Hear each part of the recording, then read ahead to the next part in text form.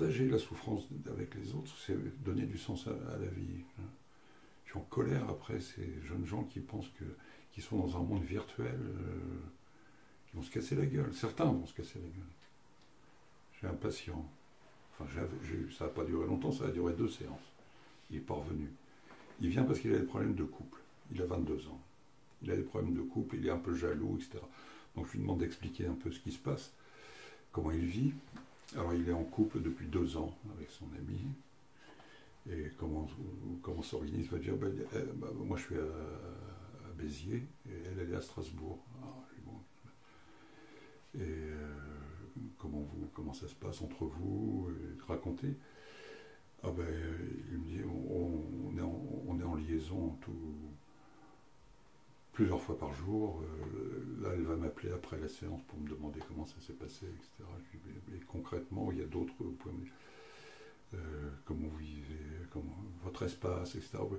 Ah bon, non, on s'est vu que 5 jours.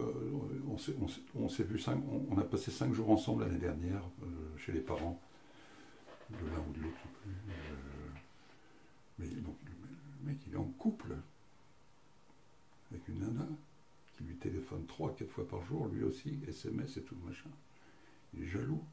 Il vient parce qu'il est jaloux. Il sent un peu de jalousie. Alors je lui ai proposé de revenir, il n'est pas revenu. Mais je lui ai proposé. Et c'est ce qui ça pourrait être.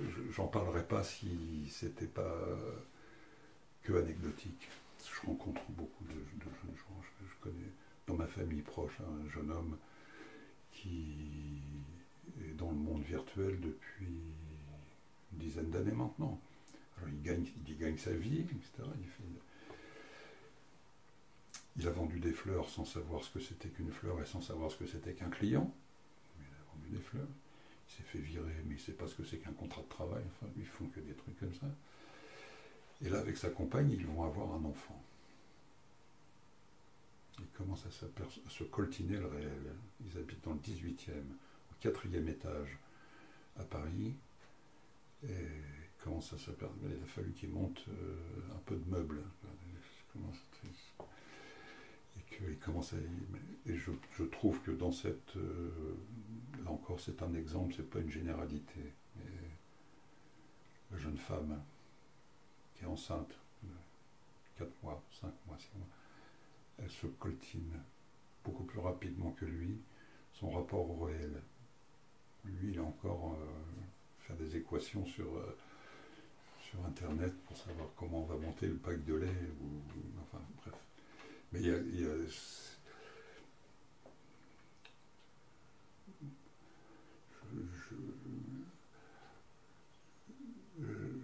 reviens donc peut-être à la question ou à l'interrogation antérieure. Je pense que ce qui m'apporte beaucoup dans ma vie, c'est son côté charnel. C'est-à-dire que c'est de l'esprit qui est dans de la matière qu'on appelle un corps, des corps, qui se positionnent les uns par rapport aux autres. Ouais. Ça a été catastrophique pendant la période de Covid, notamment pour certains jeunes gens qui se retrouvaient complètement seuls en l'absence de corps de l'autre. Quand on dit « je suis », on exprime sentiment d'exister. Quand on dit « je suis seul », on n'est plus seul. C'est-à-dire quand on dit « je suis conscient de soi », quand on dit « je suis seul », ça veut dire qu'il n'y a pas d'autre. Et pour qu'il n'y ait pas d'autre, il faut qu'il y ait de l'autre. C'est-à-dire que pour être seul, il faut que l'autre ne soit pas là, et pour qu'il ne soit pas là, il faut qu'il existe. Bon, voilà. Alors ça, c'est une petite touche impressionniste dans ce sens. Il y a aussi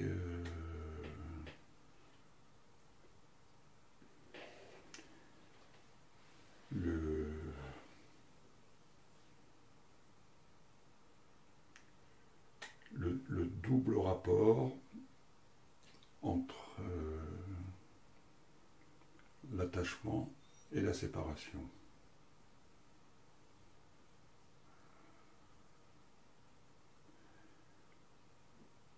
Pour être attaché, pour que l'enfant, le bébé, se sépare, il faut qu'il ait été attaché. Donc, par exemple, on voit dans les troubles précoces de psychose infantile que ce non-attachement est souvent présent. Un des traitements, c'est essayer de retravailler. Donc pour se séparer, il faut être attaché.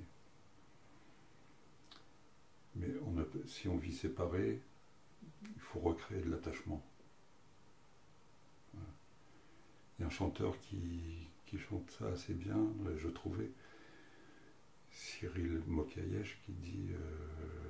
attends, qu'est-ce qu'il dit? Il chante...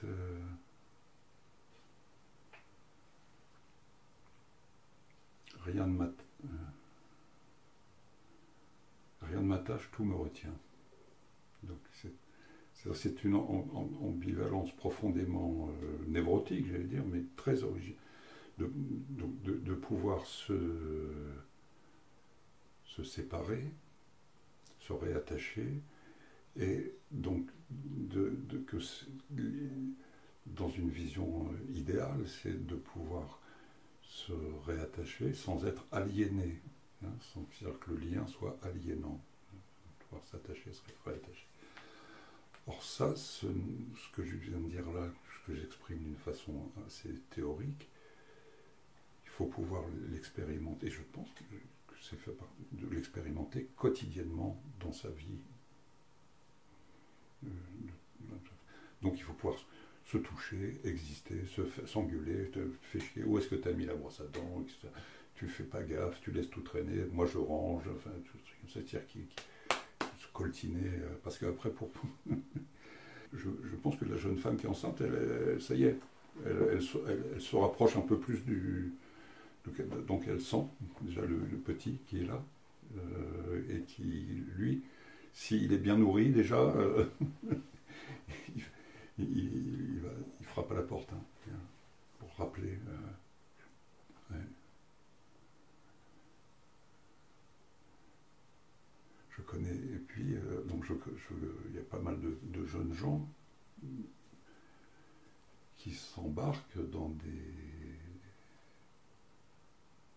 spéculations financières autour de l'Ethernet, Bitcoin, etc., qui sont des monnaies virtuelles, mais qui ont une des caractéristiques, c'est qu'elles brisent le lien social, les obligations sociales, de l'impôt, de la traçabilité, du blanchiment, etc. Je pense que ces jeunes gens sont trop attachés au virtuel et qu'il faut les réattacher au réel.